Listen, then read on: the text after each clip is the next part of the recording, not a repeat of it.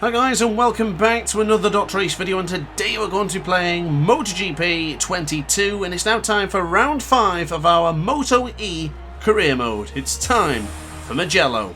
So here we are in the hashtag Italian GP, starting from pole position, but we have something very interesting to bring up in today's video, and that is that I have a long lap penalty to serve after contact with Nicolo Canepa in the previous race in Le Mans. You guys spoke in the comment section, and today I'm actioning it. So the goal is to get to the front, get out, get away from any of the trouble, and take that long lap penalty as soon as possible.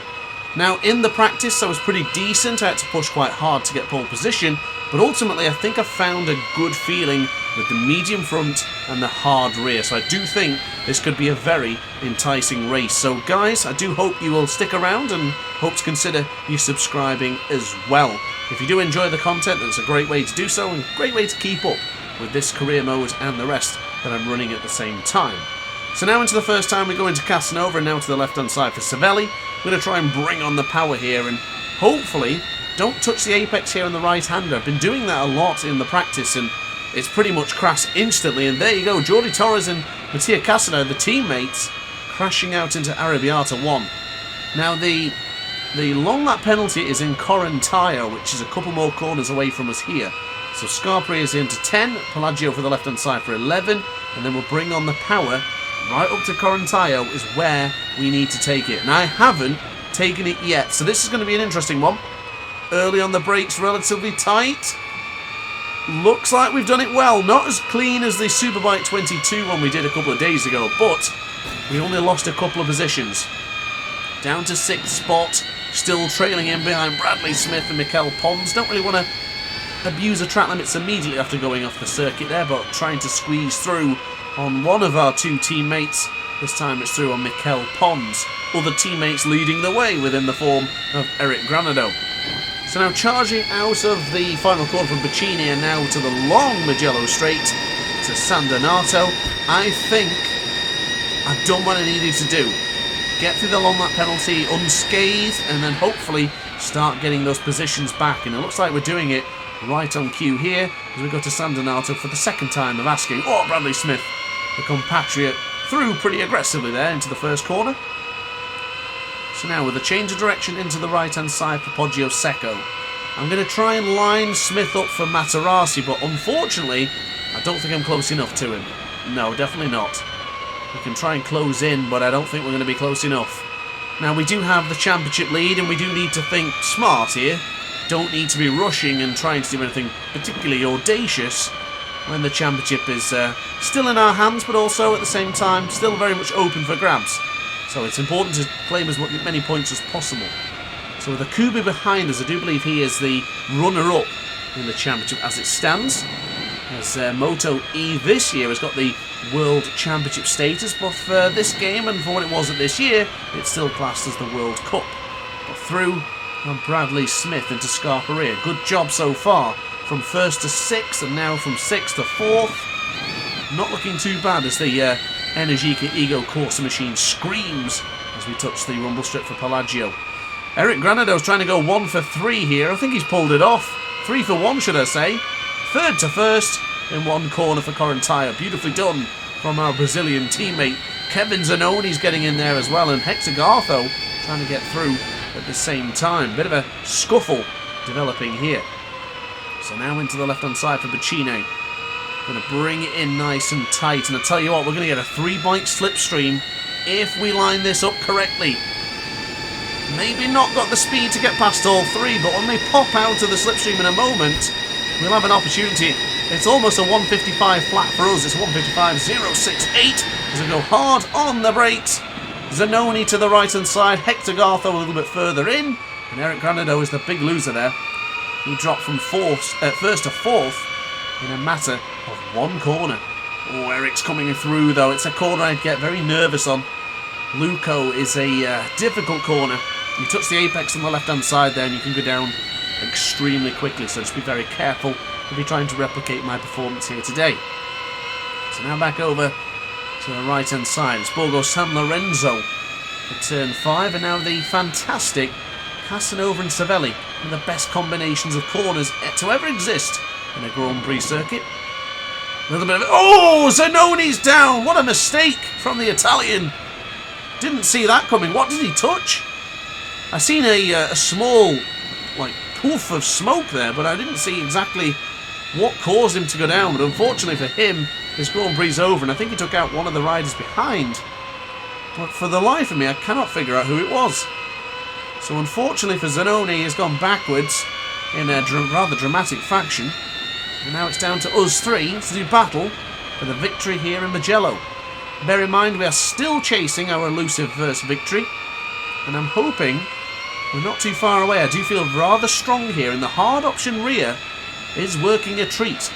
Being rather gentle on the acceleration, trying not to spin it up or really kick it into shapes and sizes. For now, not looking too bad. That's not a good spot for Granado to be in. Don't be touching the curb for the inside of Bacchini. It'll set you up for a fall. Getting a bit loose ourselves, as a matter of fact, as Hector Gartho is pulling out a few tenths. Pulling back to the inside line for against Granado. We should be able to beat him going on the brakes for turn 1, using that brake marker for the left-hand side as a guide and a gauge, and went to brake, and unfortunately went a little bit deep. This time around for Sandonato, we hold on to the position as it's now a 7/10 of a second gap for the number 4 ahead of us. Spaniard doing everything he needs to do at this point to keep the two LCR-E team bikes behind. Now into the left-hand side for Materassi. A little bit wide there, but nothing too much. Nothing to panic about. Now, providing that Eric Granado doesn't get involved, I think we should... Oh, that's wide. Never mind about that. That's my mistake. Deep into Casanova will also make things difficult for Savelli. It's time for us to get busy here in the difficult circuit of Mugello. So bringing the power on for Arrabbiata too. Of course, a very difficult corner, and have gone wide there for the second time.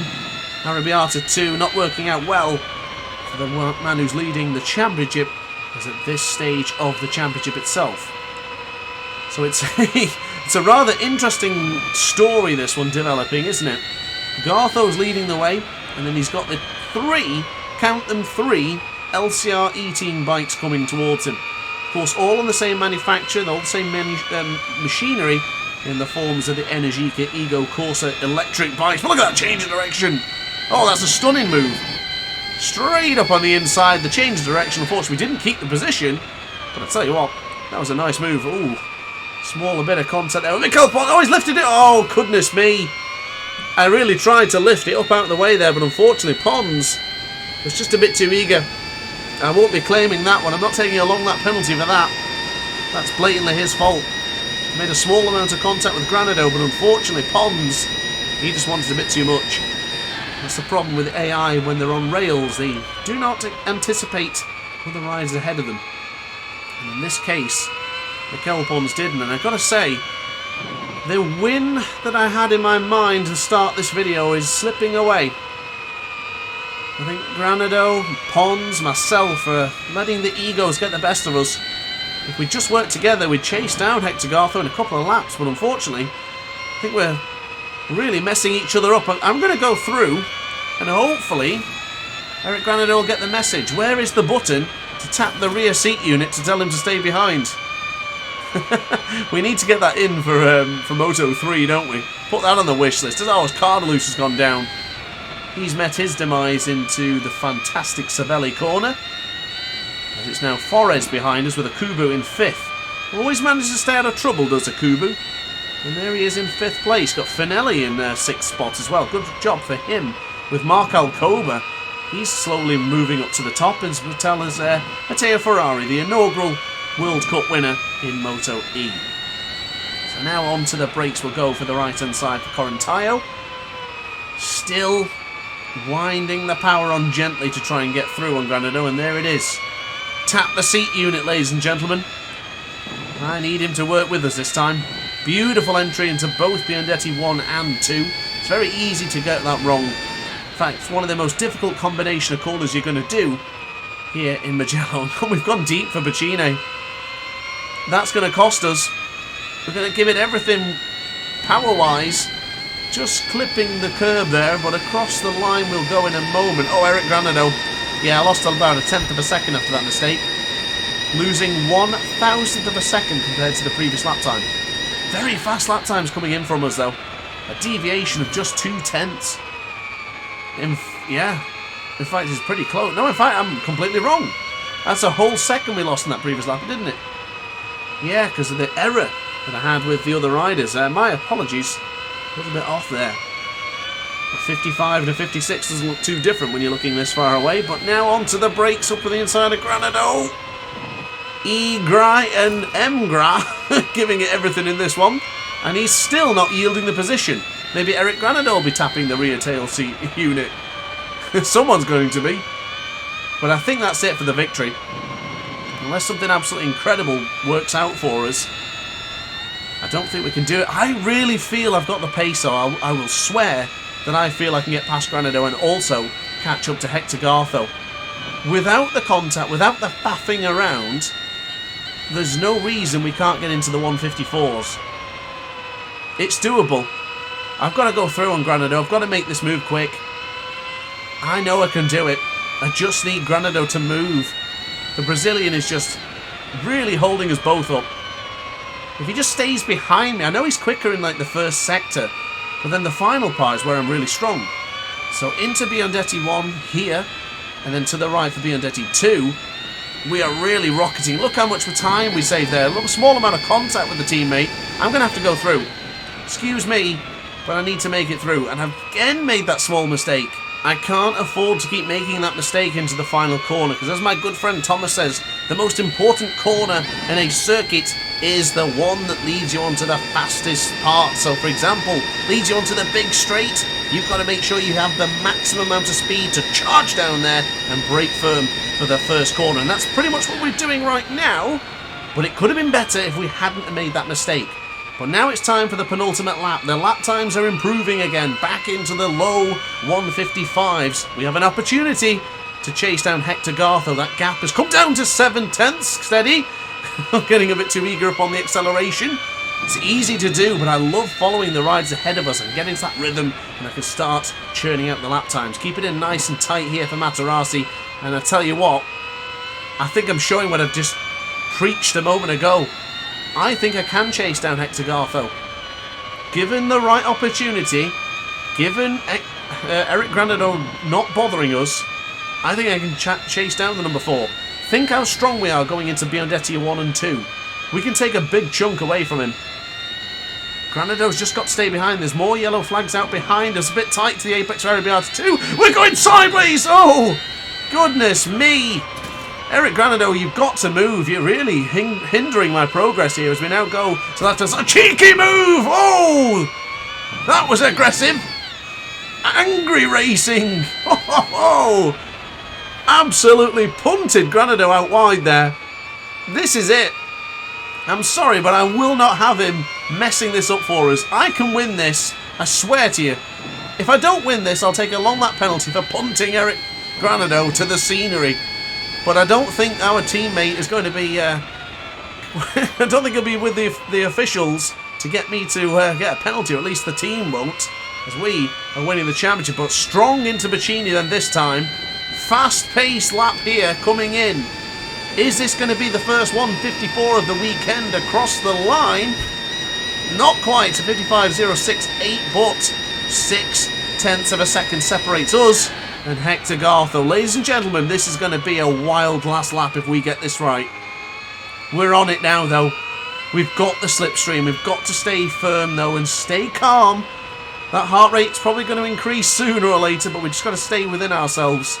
Nothing too crazy. Just keep on churning out that lap time.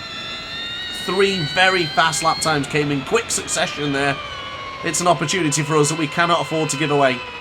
The first victory is in grasp if we just get this right. Eager upon the acceleration again as we get caught on the rumble strip. Gosh, I was going for that really tight line for Casanova into the left-hand side and following him in for Cervelli. The gap is so minimal. Mark Alcoba's gone down. A great race for him has unfortunately ended in disappointment. But it's a 0.6 of a second gap to Gartho. This could be it. He might have broken away with what could have been if we hadn't had to mess around with Granado. He's been dropped now. There's no chance for him getting involved. Oh, Garso, a small mistake. We made our own small mistake, but here into Corantayo, Biandetti 1 and 2 is the spot we can close in. We've gone wide for Corantayo, but Garso, oh, he almost lost the front. Garso almost lost the front there. This still could be on. Into Biandetti 1. Back over to the right for 2. Oh, just getting a small track limit warning there. Oh my goodness, if we get the speed in the straight here as we go into the most important corner, if we get the right speed coming out this final corner, the heart rate's reached red. This could be it. Get in the slipstream, ladies and gentlemen, and hold on for the best moment of the race. Pop out of the slipstream and across the line. Oh, we've done it. Oh, pinched it on the line. Can you believe it? By 54 thousandth of a second, and on that final lap we achieved the first 1:54 lap time. What a battle, what a race. Wow. Oh my goodness. I hope you guys enjoyed that one. So we did get the better of Garso in the end and ahead of Granado, but importantly we now need to look at the Riders' Championship. We are 16 points clear from Akubu and 32 clear from teammate Eric Granado. As far as the Teams Championship goes, we have a 65 point clear advantage to fellow Goscinny MotoE and 66 ahead of Otto Pramac. So guys, thank you very much for watching the video. I do hope you enjoyed. That was a rather crazy one. If you enjoyed that, make sure to hit the like button and consider subscribing as well. And I guess I'll see you in the next one. Consider becoming a member of the DrAce pit crew, and I'll see you in the next video. Ciao for now. Oh hi, didn't quite see you there. Good to see you're still here. If this video didn't quite sate your appetite, then why not watch some more DrAce content by clicking the video shown on screen now. Furthermore, if you would like to follow me on social media, you can do so now with the links down in the description. Consider subscribing so you don't miss a single DrAce video.